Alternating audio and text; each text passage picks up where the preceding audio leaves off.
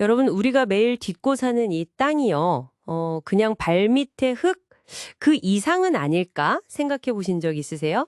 정말 근본적인 질문이죠. 네. 오늘은 여러분께서 보내주신 자료들 보면서 동양과 서양, 특히 우리 동학사상에서는 이 땅을 어떻게 봤는지 그 핵심만 딱 짚어보려고 합니다. 좋습니다. 서양의 관점, 또 동양의 관점이 어떻게 달랐고 또 부딪혔는지. 그리고 그 속에서 동학은 어떤 새로운 길을 받는지, 네, 예, 그걸 한번 따라가 보는 거죠. 네. 땅에 대한 생각이 사실은 그 문명의 방향이나 세계관을 어떻게 만들었는지 이걸 보는 게 중요하고요. 특히 오늘 이야기는 자생적 근대성이라는 관점에서 동학의 땅에 대한 생각을 살펴보는 게 목표라고 할 수 있겠습니다. 자생적 근대성? 흥미로운 키워드네요. 그럼 먼저 서양부터 가볼까요? 자료 보니까 서양에서는 땅을 주로 진료라고 봤다고요? 이게 어떤 의미죠? 네, 진료. 그러니까 어떤 형상이 현실로 나타나기 위한 뭐랄까 바탕이나 재료 같은 거죠. 아, 재료요? 그럼 좀 수동적인 느낌인데요. 그렇죠. 약간 그런 느낌이 있습니다. 플라톤의 이데아라든지 기독교의 유일신 사상처럼요.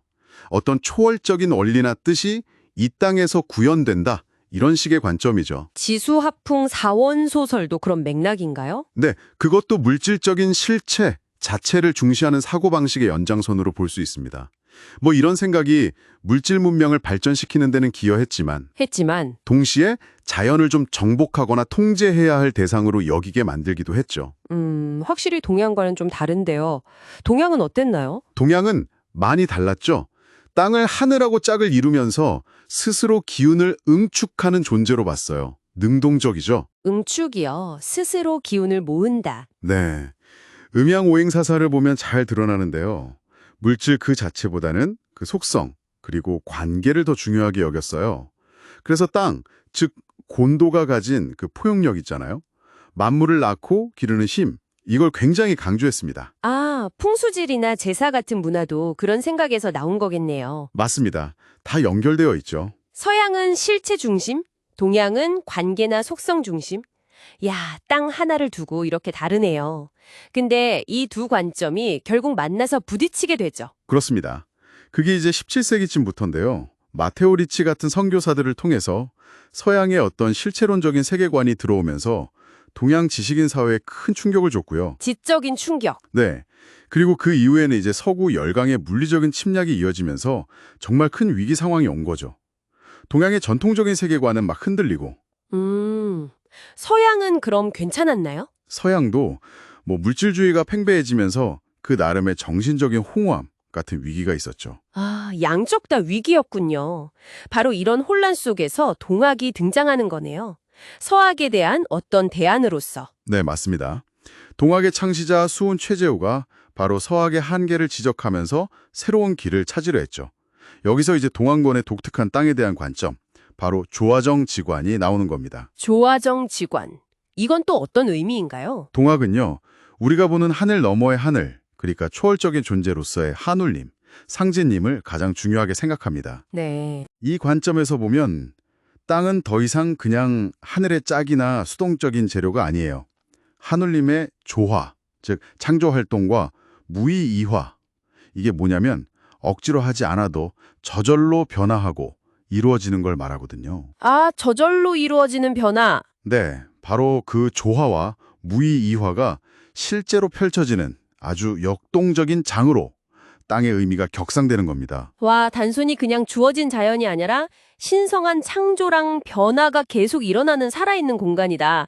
이런 거군요. 그렇죠. 특히 자료에 나온 천지 역시 귀신이요, 귀신 역시 음양인 줄 이 구절이 참 인상적인데요.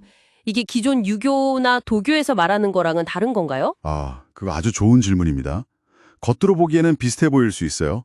천지, 귀신, 음양 다 전통적인 개념이니까요. 네, 그렇죠. 근데 동학에서는요, 이 모든 작용을 그냥 자연현상이나 어떤 법칙, 리법으로만 보지 않아요. 초월적인 하늘림, 동학에서는 하늘림을 나라고도 표현하는데 바로 그 하늘림의 직접적인 활동, 표현으로 해석하는 겁니다. 아, 그러니까 땅을 포함한 모든 게 그냥 물질이 아니라 신령한 기운, 하늘님의 조화가 깃든 존재가 된다는 거네요. 바로 그겁니다.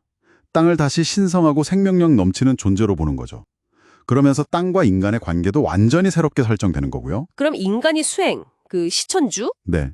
통해서 누구나 하늘님과 직접 소통하고 땅의 조화에 참여할 수 있다는 생각? 와, 이거는 당시의 어떤 신분 질서? 나 하늘은 높고 땅은 낮다는 식의 생각? 텐존지비를 완전히 뒤집는 거였겠네요. 정확합니다. 혁신적인 발상이었죠. 그래서 동학의 직관은 땅을 우리가 공경하고 모셔야 할 생명의 터전으로 보는 것뿐만 아니라 인간 관계에서도 정음정양을 강조했어요. 정음정양, 그건 또 뭔가요? 올바른 음과 올바른 양의 조화, 다시 말하면 평등과 상호 존중을 아주 핵심적인 가치로 본 겁니다. 뭐 남녀 관계든 부모 자식 관계든 기존의 좀 수직적인 질서를 평등한 관계로 바꿔야 한다고 봤죠. 와, 땅에 대한 인식이 인간관계에 대한 생각까지 연결되는군요. 네, 이런 관점은 오늘날 우리가 겪고 있는 뭐 생태 위기라든지 사회적 불평등 문제를 돌아보는데도 굉장히 중요한 시사점을 준다고 생각해요. 그리고 또 하나 흥미로운 건 일부 동학 사상에서는 땅의 중심, 명당이라고 하죠. 이걸 서양이 아니라 바로 우리 한반도로 보려는 시각도 있었어요. 오, 정말요? 그것도 흥미롭네요. 네, 어떤 문화적인 자긍심하고도 연결되는 부분이죠. 네, 오늘 정말 흥미로운 이야기였습니다.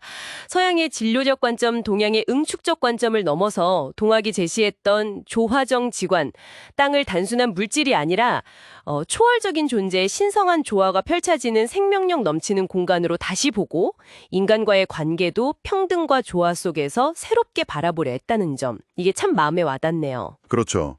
땅을 그저 자원이나 정복 대상으로만 보는 시각에서 벗어나서 하늘의 조화가 깃댄 신성한 터전으로 여기는 동학의 관점은 지금 우리에게도 생각할 거리를 많이 던져줍니다.